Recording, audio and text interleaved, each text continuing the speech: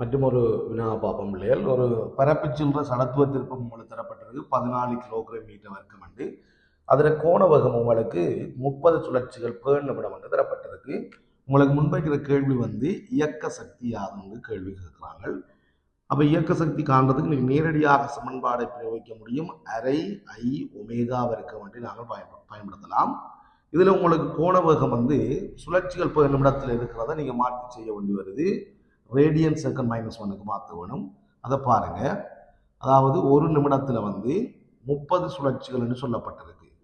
ஒரு மினிட்ல 30 ரொட்டேஷன் சொல்லப்பட்டிருக்குது. அப்போ ஒரு நிமிடம் என்று சொன்னோம்னா நாங்கள் செகண்டுக்கு மாற்றுறதுக்கு 60ஆல் பெருக்க வேண்டி வரும். அதே போல் நாங்கள் சுழற்சியை ரேடியனில் மாற்றுவதற்கு 2 பையால் பெருக்க வேண்டி வரும். என்னடா 360 பாகை, அதாவது ஒரு சுழற்சி 2 பை, ஆகவே 30 சுழற்சிக்கு இப்படி நாங்கள் செய்ய வேண்டி வரும். அப்போ இதை நாங்கள் செய்கிற நேரம் பாருங்கள். இந்த 2 30 60, அப்போ 60 60 வெட்டுப்பட்டுரும். அப்போ எங்களுக்கு பை ரேடியன் செகண்ட் -1 கோணவேகம் வருது. இதை நாங்கள் இதில் நேரடியாக பயன்படுத்துவோம். அதாவது இயக்க சக்திக்கான வாய்ப்பாடு அரை ஐ ஒமேகா வர்க்கம் சுழற்சி இயக்க சக்திக்கு.